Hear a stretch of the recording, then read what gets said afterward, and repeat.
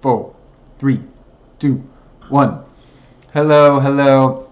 I'm Dan Salem, live on BuzzChomp's YouTube channel.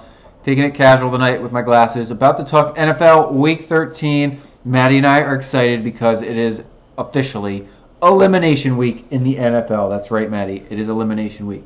But okay. Before I dive in to the NFL discussion, we must go live on Facebook. In 3, and 2, and 1. Hello, Facebook. Trying to reconnect. You stay. There we go. Hi, Facebook. I'm Dan Salem, and this is my beautiful daughter, Maddie. Say hi, Maddie. We are live in Los Angeles at the Dan Salem on Facebook. I will be tweeting it out at the Dan Salem on Twitter because we're also live on BuzzChomp's YouTube channel. Hello, BuzzChomp YouTube. Hello, the Dan Salem fans on Facebook. Thank you for being my fan. Thank you for being Maddie's fan if you're tuning in for my beautiful daughter. Aw, thank you. All right, I'm going to tweet this out because it's NFL Week 13, and to be perfectly honest, it's Elimination Week. We talked last Tuesday about the NFL Dead Zone, and what I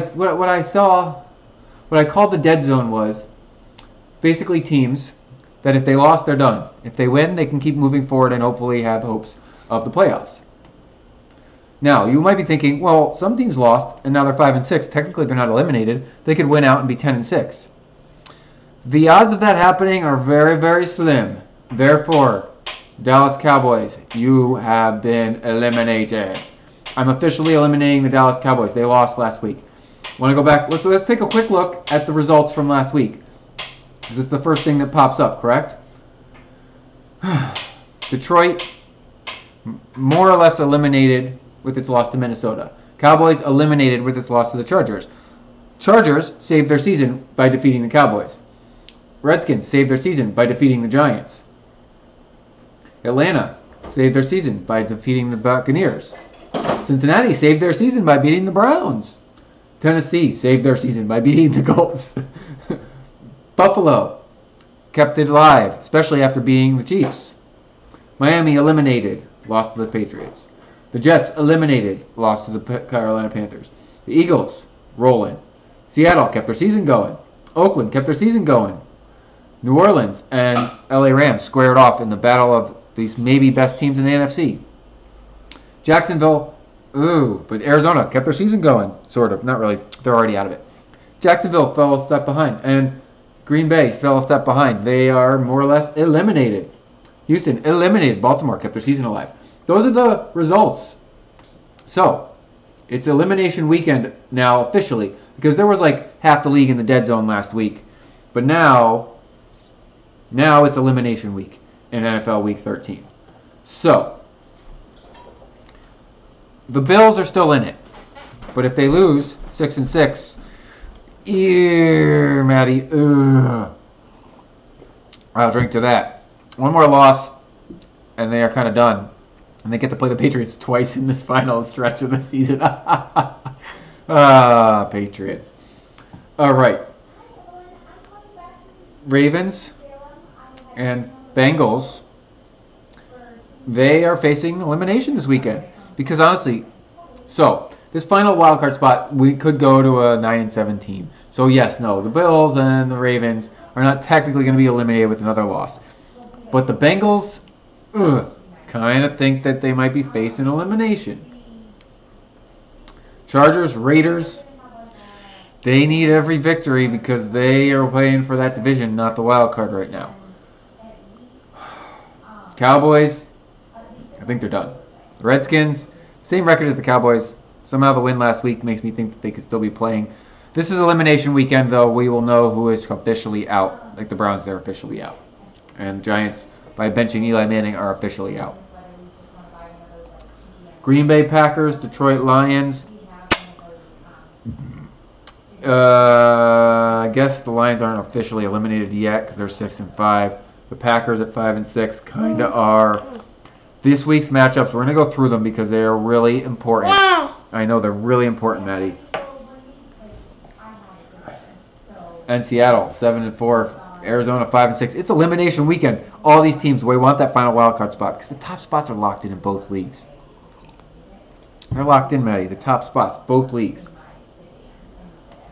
All right, so if it's elimination week, right? we'd hope that they're actually like good games, right? Good matchups. Oh my God, this week's slate of games is pretty amazing. We always write every week the best fantasy football game of the week for NFL Spin Zone. And this week, it's not an easy choice because there are a ton of great games. Starting Thursday night, Washington, Dallas. Okay, so those are both 5 and 6 teams, correct? The loser is definitely done. They'll be 5 and 7. The winner, 6 and 6, is hanging on to hopes. Slim to none, but still hanging on to hopes. Now, the Cowboys are home, but without Ezekiel Elliott, they have just been a poor football team. I kind of think the Redskins win. I kind of think the Cowboys are done. And the Redskins could make a late season push because they've got Kirk Cousins, and that seems to be enough for them. Oh, Minnesota, Atlanta. That is a great football game. Nobody's getting eliminated there, but the Falcons will really need the victory to hang tough on that final wild card spot. I mean, the NFC of that final spot might go to 11 and 5 team. So 10 and 6 definitely.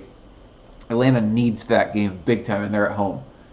New England can eliminate Buffalo. I kind of think they'll do it. They're perfect 5-0 on the road, and they're going to be in Buffalo. San Francisco, Chicago, nobody cares. Tampa Bay, Green Bay. Green Bay needs this if they have any prayer to make a late run, but I don't see it happening. They're going to win at home, but it doesn't really matter. Houston, Tennessee. Tennessee needs this game. Houston can play spoiler now because they're out. They can knock the Titans down a peg because it's them or Jacksonville for that division and a wild card berth. Aww. Denver, Miami. That's like a loser bowl. And Kansas City, New York. The Jets can play spoiler by knocking Kansas City off once again because they're like on a losing streak. And the Jets are home. Now the Jets play everybody close. They've lost by 8 points in all of their by 8 or less fewer points in all their 5 losses in the last 6 games. So I think the Jets play spoiler. I mean, I picked the Jets to beat Carolina last week, and they almost did, except that they did what the Jets do in the fourth quarter of the season and flubbed the game away. But that's a game that Kansas City must have. Indianapolis, Jacksonville. Jacksonville better win at home. They need to bounce back if they really want to make the playoffs for the first time in forever. Detroit, Baltimore is a must-win for both teams. I give the edge to the home team, Ravens, whose defense is rolling. You like looking at yourself, Maddie? I like it too. Cleveland, LA, Chargers. That's a great one for the Chargers because they can pull up to 6 and 6 and pull even with the Chiefs if the Chiefs lose. And we know the Raiders are floundering, and they play the Giants at home. So they should beat the Giants. The Chargers need that one, but they're getting the Browns. That's an easy game. They'll stay in the hunt. The Raiders are kind of out of it, in my opinion. They just don't have the momentum. But they're home against the Giants. They'll get another win and put them at 6 and 6. Carolina, New Orleans, another amazing game this week 13. I'm excited, but honestly, both teams are kind of on fire right now, so neither need to really win. The Rams, Cardinals absolutely need this game. They lose and they're absolutely eliminated. The same with Seattle. If Seattle loses again, who they play the Eagles. I think the Eagles knock off the Seahawks. I don't think the Seahawks make the playoffs. I think that they get eliminated this week. Well, Mama's dancing for that. And Pittsburgh, Cincinnati. The Steelers will eliminate the Bengals this week because Cincinnati is going to lose to Pittsburgh. So this is elimination week, correct? I would love to tell you that everyone's still playing for something, but I'm not really sure anymore. What are the Browns playing for? Like, are they still trying out their quarterback? Have they given up on their guys so quickly? Is Kaiser actually healthy enough to play? The 49ers were playing their rookie, and then he got hurt, so now they have to play Garoppolo. My brother and I wrote about this. It'll be up on Spin Zone tomorrow. I was kind of liking the fact that they were letting their rookie get better and get better. I think he looked like a pretty decent quarterback on a really bad team, considering 49ers are not a good team. I mean, if Garoppolo blows the doors off of things next week, then maybe I'm wrong. But I think that he'll just be okay. It's not a good team. They don't have good pass protection. They don't have any wide receivers. All the receivers got hurt. So Bethard was doing quite a bit with very little. And now Garoppolo's going to be handed the reins. They had no reason to play him. Garoppolo had high value. I don't think he can raise his value anymore by playing for San Francisco. He can only lower it. But Bethard could definitely raise his value. He was a rookie. They could stick him and keep him around. He may not look like a rookie, but he is a rookie. And he was playing pretty well considering he's a rookie. wasn't playing as well as Deshaun Watson. He was playing much better than Mitch Trubisky. I mean, give me a break. And much better than Deshaun Kaiser. Will Denver give him... Was it Denver? No, Kansas City's got Mahomes. They're not going to give him a chance because they're in the playoff hunt. And Alex Smith is Alex Smithing it. So, I don't know. With the 49ers, what are they playing for now? Not to get Garoppolo hurt. The Giants made that decision. They benched Eli Manning to not get Manning hurt. Or to... Who knows? Because they're just a mess. But, Geno Smith will be starting quarterback for the New York football team once again. This time the Giants, where it was before it was the Jets. What? I mean, I knew it was going to happen. I just had a feeling at some point he would start for the Giants. But, Giants, you have to watch and root for Geno Smith. It wasn't fun. He made some plays, but he was frustrating as hell. I should know. I'm a Jets fan. So what are my Jets playing for? I mean, they've looked pretty good. They just haven't been able to close. Like, they've been actually a decent, very good football team for 3 quarters and an awful football team for the 4th quarter. Almost every single game this season. They managed to hang on and win 4 times. But like, even the game where they blew out the Dolphins, they gave up a score as time expired because they collapsed at the very end of the game there. It wasn't just like a prevent thing. I mean, you prevent or you don't prevent. So, Jets... I think that they're continuing to develop their rookies because they have a really good defense brewing here, especially now that Leonard Williams is healthy. I'd like to see them give Elijah McGuire the ball a little bit more, see what they can get out of him. And our wide receivers, especially Robbie Anderson, second-year guy, really coming into his own, so this is excellent, excellent. There's a lot to like. And McCown, oh man, he's playing his butt off.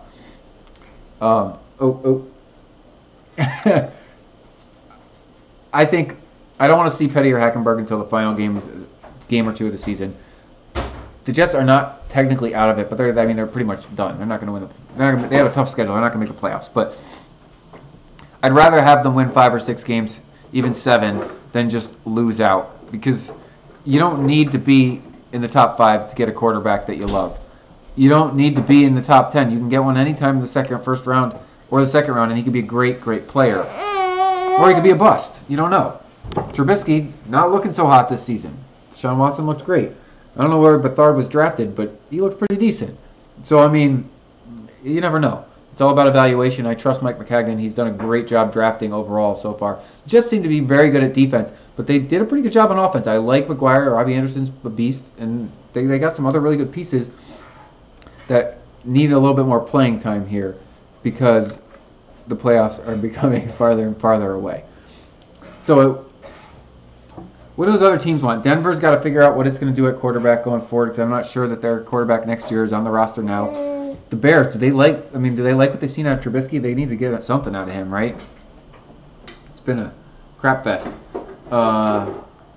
Colts, I don't know, a lot of these teams, they don't have anything much to play for anymore. You got to find something, right? Right, Maddie? I mean, I'm going to be watching frantically for fantasy football this weekend because it's win or go home basically now in our league. And it's fun in that sense. I picked up a player who threw a touchdown pass as a wide receiver last week. That was fun. Oh, don't be sad, little one. Your team, I know, our team stinks, but it's okay. You want some milk? Okay. I think she'd like some milk. Oh, that's what being live means. You deal with live things. Yes, I'd be happy to. All right. So, other major NFL headlines, because like I said, it's elimination weekend. The big news is the beginning of the end for Eli Manning. He always did well on the Giants, but he was never, like, blow you away great. He was a game manager. He didn't move great in the pocket, but he moved well enough. I mean, he could be really good on a team with a great offensive line in the next couple of years because he just needs protection. He's an older guy. He doesn't move well in the pocket, and the Giants just couldn't protect him, and he looked like fish out of water, like going to get shellacked. Now, it'll be interesting because Ben Roethlisberger might retire. He's on the cusp. I don't think Eli Manning's going to retire, but I don't know if he's going to stay on the Giants. The Steelers would be a great situation for him to step into. The Kansas City Chiefs would be a great situation for him to step into if Mahomes isn't ready and they let go of Alex Smith. The Jaguars, if they don't want Bortles, is a good situation for Eli Manning. Any team that's seemed to prove itself this season, he could step in for the quarterback exiting, right? But I have a feeling that Eli Manning will not be a New York Giant next year. He's not going to be a New York Jet either. Please, that's just that. I don't think I could handle that. But his streak is over. He had 210 straight starts, and they're going to sit him. So I think that they want to keep him healthy so that they can trade him for anything. Now, I think you can get 2 more good years out of Manning. Ironically enough, what if he went to the Patriots? How many more years is there for Tom Brady? Is Eli Manning going to be a backup? Anything is on the table for teams with good offensive lines. Look what happened to Green Bay when they lost their starter. They didn't have a backup that could do the same thing.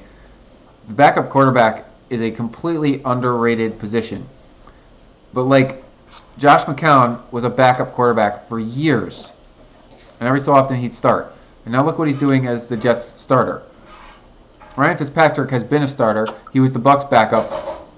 And now he was asked to start and actually did well as the starter, well enough. You know, like you need a backup, otherwise you're SOL. Now the Buccaneers are done anyways, but maybe that's a bad example. But because Green Bay's backup wasn't ready, they are not going to be in the playoffs this year. So I'm not suggesting Eli will be a backup, but I am suggesting that teams need a really competent one, or you're screwed. And there are a lot of teams that could use Eli Manning. But the ESPN's calling that the coach GM might get fired from the Giants. I think the general manager kind of has to go. He's been there 10 years, and look at the thing he's created. I know McAdoo seemed to be he seems to have his hair on fire the whole season.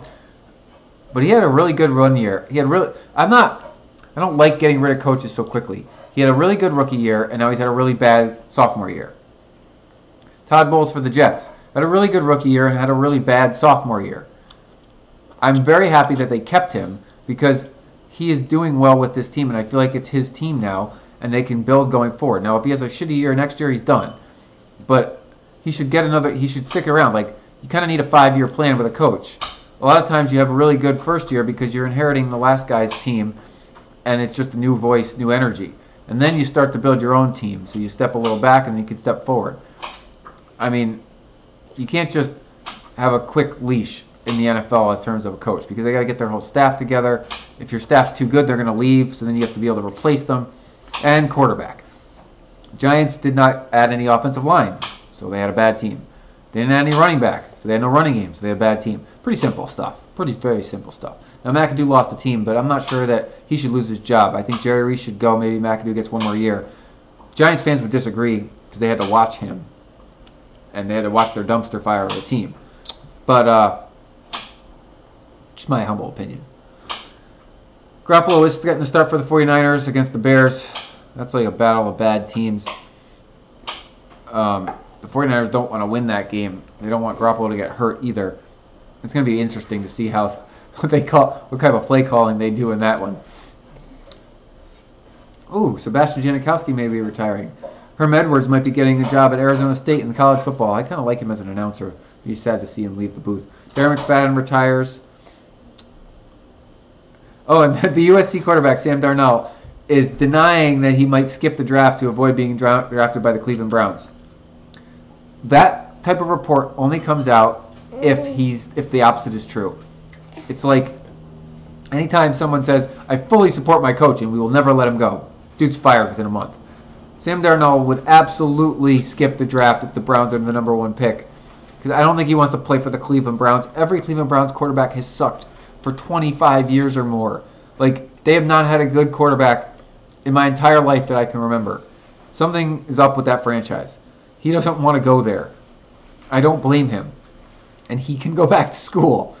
And I don't see his stock dropping. It only went up this season. He'll be the number 1 pick again next year if all stays put. Now, there's no guarantee Cleveland drafts him. But And you know what? You can't think like that as a player. I get it. But at the same time, the Browns. All right, some final thoughts here as the NFL season kind of winds down into the holidays. You know, these are important games, but so many spots are locked. It's the Patriots, the Steelers, somebody out of the AFC South, and somebody out of the AFC West.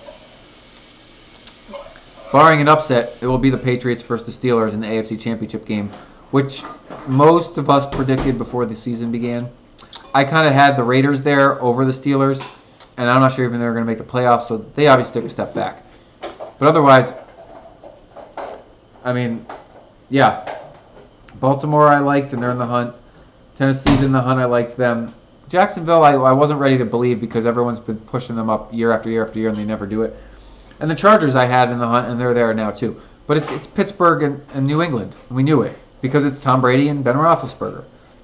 And it might be Ben's final rodeo. Imagine he goes out on top with the Super Bowl championship. That'd be interesting. In the NFC, obviously no one picked the Eagles. I mean, I thought they'd be better. They were pretty good last year, but I did not pick. I was not thinking that they would be this good. And I did think the Cowboys would continue to go back to the playoffs. But I also didn't think Ezekiel Elliott would serve a suspension in season. The fact that he's serving it was a surprise to me. And that's totally knocked the Cowboys out of the playoffs. He's a great player. It's plain and simple. The Redskins are right where we thought they were. Vikings are better than we thought they'd be, but that's also because Aaron Rodgers is out and the Packers are not where we thought they'd be. New Orleans is better and Carolina's better, but Atlanta's right where we thought they'd be. The Seattle Seahawks are right where we thought they'd be, and the Rams are better. So a lot of these teams are better, but can they get the done in the playoffs? I believe in Drew Brees. I don't believe in the Panthers this year. I don't believe in the Rams in the playoffs. And I'd like to believe in the Vikings, but this story may have a quick end. So what are we thinking? NFC Championship game. Who do we like? Ha! My gut says Eagles Saints. And honestly, if the Eagles make the Super Bowl, that would be fun. If it's the Eagles versus the Patriots, again, because if we remember, one of the Patriots' first early Super Bowls with Tom Brady, they beat Donovan McNabb and the Philadelphia Eagles, coached by Andy Reid. That would be fun. I wouldn't mind a Patriots-Eagles Super Bowl. Now, Pittsburgh, Philadelphia, Eagles, Steelers, I would be upset about. Because that's two teams from the same state. It's like a Giants-Jets Super Bowl. It's a flash of lightning in a pan, very rare. But I'm not from Pennsylvania, and I just, no, please, no, we can't have that happen. I'd rather have the Patriots return than the Steelers-Eagles Super Bowl. All right, I'm Dan Salem. I'm live. I was here talking the NFL with you good folks all around the world at the Dan Salem on Facebook, also on Twitter, over on BuzzChomp's YouTube channel. Let's Pillow Talk TV YouTube, great comedy as well on Fridays. Have a happy holidays. I will be back next Tuesday, 5 p.m. Pacific, to talk with you about the NFL and Week 14. One of my final few live streams of the year, because the final couple weeks of the year, probably not going to happen. We'll see. But it's the middle of the holidays. Boxing Day, January 2nd. We'll see what happens. But next week, we're talking Week 14. We'll know who's eliminated and who needs to get the job done in the next week of games. All right, thank you, and good night. Peace. Ah.